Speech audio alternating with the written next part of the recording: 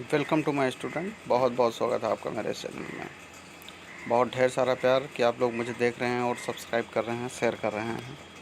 तो बच्चों, हम आपको बताएंगे इसमें वेक्टर के बारे में, और वेक्टर 3D बताएंगे। डायरेक्शन कोसाइन क्या होता है, डायरेक्शन रेशियो क्या होता है, इस पर डीप बताएंगे आपको। ठीक है। तो जैसा कि हम लोग जानते हैं कि वेक्टर जो होता है, जिसमें डायरेक्शन और मैग्नीट्यूड दोनों की ज़रूरत होती है, उसे हम वेक्टर कहते हैं। स्केलर किसे कहते हैं? जिसमें केवल मैग्नीट्यूड की ज़रूरत होती है, उसे हम स्केलर कहते हैं। अब बच्चों, हम इसमें सबसे पहले आपको बताएंगे पोजीशन वेक्टर। तो पोजीशन वेक्टर होता क्या है, आपको ये देखना है। ठीक है। पोजीशन वेक्टर कोई ले लिया, कोई पॉइंट ले लिया। ठीक है। कोई पॉइंट जैसे यहाँ दिख रहा है कि पी ले लिया है। ठीक है। तो इस पी पॉइंट पे से ओरिजिन की डिस्टेंस जो है वो आपका आर है, OP equal to distance between 2 point से निकालेंगे तो under root x1 minus x2 का whole square plus y1 minus y2 का होल स्क्वायर है। ओरिजिन है, डिस्टेंस बिटवीन 2 पॉइंट से जब डिस्टेंस निकालेंगे तो ओपी इक्वल टू क्या आ जाएगा, R equal to under root X square plus Y square plus Z square आ जाएगा। तो हमारा जो पॉइंट पी कहलाएगा, P is called tip. P को हम टिप भी कह सकते हैं, एंड पॉइंट भी कह सकते हैं। आपका जो पी पॉइंट दिख रहा है, टर्मिनल पॉइंट भी कह सकते हैं। तो जो आपका ओपी है, इसे ओपी जो वेक्टर है, यही हमारा पोजीशन वेक्टर है। पोजीशन वेक्टर क्या करता है? किसी चीज़ के पोजीशन को रिप्रेजेंट करता है। तो पोजीशन वेक्टर, अगर हम ओपी की बात करें तो इसे हम x I plus Y J plus Z के भी लिखा जाता है ज़्यादातर पोजीशन वेक्टर। ठीक है। और क्वेश्चन को सॉल्व करने के लिए इसकी बहुत ज़रूरत पड़ती है, R equal to X I plus Y J plus Z के। ओके। तो इस तरह से पोजीशन वेक्टर हो गया। अब इसके बाद में आता है डायरेक्शन कोसाइन। डायरेक्शन कोसाइन क्या होता है? जैसे ये पॉइंट आपका पी है, पॉइंट पी पोजीशन वेक्टर है, तो ये एक्स अक्ष के साथ जो पॉइंट पी है, ये कितना बना रहा है? अल्फ़ा बना रहा है। वाई अक्ष के साथ कितना बना रहा है? बीटा बना रहा है। और जेड अक्ष के साथ कितना बना रहा है? गामा बना रहा है। तो इसको हम क्या कहेंगे? Alpha beta gamma position vector के साथ एंगल बना रहे हैं। ओके। तो आगे देखिए इसमें, तो ये जो अल्फ़ा बीटा गामा बना रहे हैं, आप ध्यान दीजिएगा, इसको क्या कहते हैं? ये एक छोटा सा ट्रायंगल उठा लिया जो अल्फ़ा एक्स अक्ष के साथ एक्स डिस्टेंस है, ओपी के साथ आर है, ये एंगल अल्फ़ा बना रहा है। ओके। तो ये जो वैल्यू उठाया है,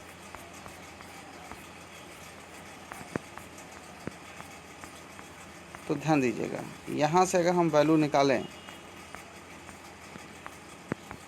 जो आपका पॉइंट पी है, तो कास अल्फ़ा इक्वल टू क्या आ जाएगा? एक्स बाई आर आ जाएगा। तो जो कास अल्फ़ा है उसको यल से रिप्रेजेंट करेंगे, कास बीटा को यम से, और कास गामा को यन से रिप्रेजेंट करेंगे। तो इस ट्रायंगल में से अगर हम कास अल्फ़ा ले लें तो क्या होता है? बेस अपान हाइपोटेन्यूस होता है। तो आपका क्या आ जाएगा? एक्स बाई आर आ जाएगा। ऐसे कास गामा निकालेंगे तो वाई बाई आर आ जाएगा। कास बीटा निकालेंगे तो वाई बाई आर आएगा। कास गामा निकालेंगे तो जेड बाई आर आएगा। ठीक है। तो अल्फ़ा की वैल्यू यल रख दिया तो X equal to L R आ जाएगा।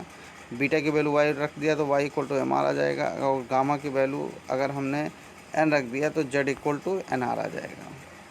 तो ध्यान दीजिएगा, ये L R, M R, N R, इसको हम डायरेक्शन रेशियो बोलते हैं।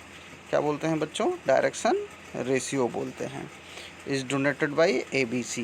तो A equal to L R आ गया, B equal to M R आ गया, और Z equal to N R आ गया। ये कैसे बच्चों निकल कर आया है? Direction ratio. और डायरेक्शन एल एम एन क्या है? हमारा डायरेक्शन कोसाइन है। तो कैसे निकल कर आया है? ये ट्रायंगल से जनरेट होके आया है। हम कास अल्फ़ा लेंगे तो बेस अपान हाइपोटेन्यूस, ऐसे कास बीटा लेंगे तो बेस अपान हाइपोटेन्यूस। ठीक है। कास गामा ले लेंगे तो बेस अपान, कास बीटा लेंगे तो वाई बाई आर आ जाएगा, कास गामा ले लेंगे तो जेड बाई आर आ जाएगा। तो इस तरह से ये डायरेक्शन आपका डायरेक्शन रेशियो का जनरेशन हुआ। इसको ए बी सी से रिप्रेजेंट करते हैं, और ए एल के डायरेक्टली प्रोपोर्शनल है। आप देख रहे हैं यल, ए जो है यल के डायरेक्टली प्रोपोर्शनल है, तो ए डायरेक्टली प्रोपोर्शनल टू एल है, बी डायरेक्टली प्रोपोर्शनल एम है, और सी जो है वो डायरेक्टली प्रोपोर्शनल एन है। तो यानी अगर आपसे पूछा जाए कि डायरेक्शन कोसाइन और डायरेक्शन रेशियो में क्या रिलेशन होता है, तो डायरेक्शन कोसाइन और डायरेक्शन रेशियो में जो रिलेशन होता है वो आपका डायरेक्टली प्रोपोर्शनल का रिलेशन होता है। ठीक है, कोई क्वेश्चन आपसे पूछे कि what is relation between direction cosine and direction ratio, तो डायरेक्शन कोसाइन और डायरेक्शन रेशियो में जो रिलेशन होता है वो डायरेक्टली प्रोपोर्शनल का रिलेशन होता है। ठीक है, direction cosine is directly proportional to direction ratio. Okay, A equal to L R, B equal to M R और C equal to N R. बच्चों आपको याद हो गया? ठीक है, अब हम अगला रिलेशन बनाने जा रहे हैं। ठीक है, ये वैल्यू निकल गया, कोऑर्डिनेट पी है, written as L R M R N R. और 3D ज्योमेट्री में ये जो डायरेक्शन रेशियो का जो सम होता है, डायरेक्शन कोसाइन का जो सम होता है, L square M square plus N square equal to 1 होता है। यानी cos square alpha plus cos square beta plus cos square gamma equal to क्या आ जाएगा? 1 आ जाएगा।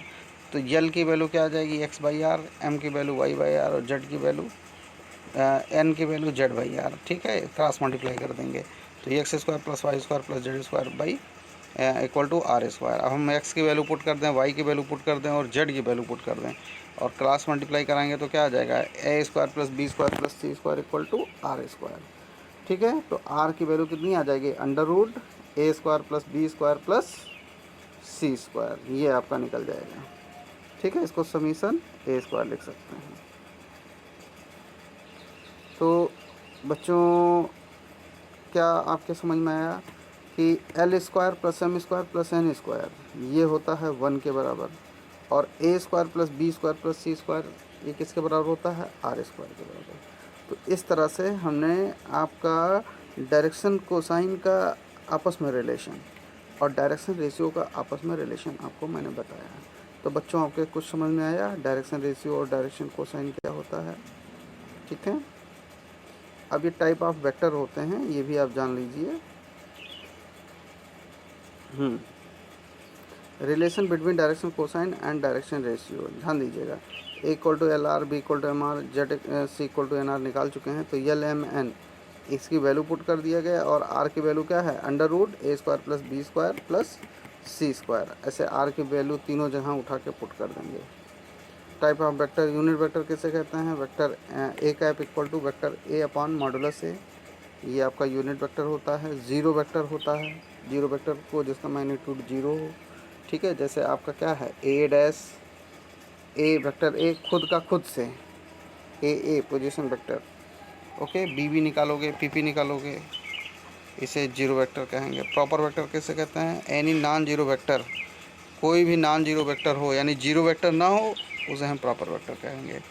को लीनियर वेक्टर किसे कहते हैं? 2 or more vector are called collinear. Collinear if they have same are parallel support to interpret magnitude of the direction, यानी एक ही लाइन में अगर वेक्टर एक ही प्लेन में हो तो उसे को लीनियर कहते हैं।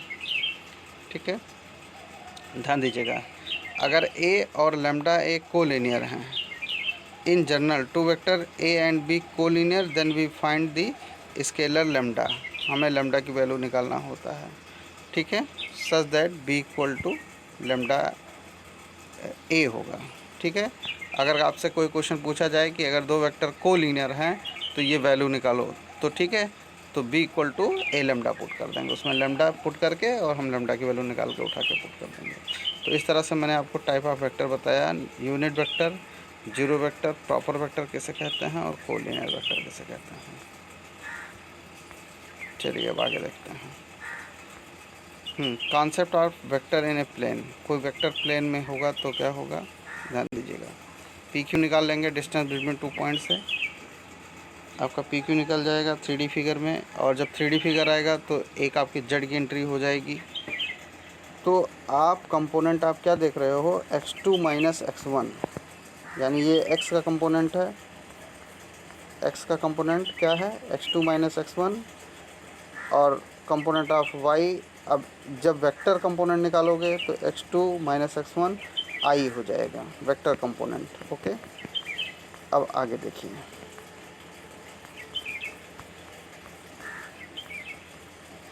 ऐसे जब कंपोनेंट y एक्सेस का निकालोगे तो y2 माइनस y1 हो जाएगा, और वेक्टर कंपोनेंट निकालोगे तो j लग जाएगा। ऐसे z एक्सेस का निकालोगे तो z2 माइनस z1 होगा, और वेक्टर कंपोनेंट निकालोगे तो आपका क्या हो जाएगा? k हो जाएगा। ओके। हाँ, अब ये सेगमेंट फार्मूला भी आप ध्यान दीजिएगा, सेगमेंट फार्मूला भी सीख लीजिए क्या होता है। सेक्शन फार्मूला, सेगमेंट नहीं सॉरी, ये ए बी कोई लाइन है और पी कोई पॉइंट है, यम रेशियो यन में काट रहा है, पी से ओ से पी की डिस्टेंस वेक्टर आर है, ओ से ए की डिस्टेंस वेक्टर ए है, ओ से बी की डिस्टेंस क्या है, वेक्टर बी है।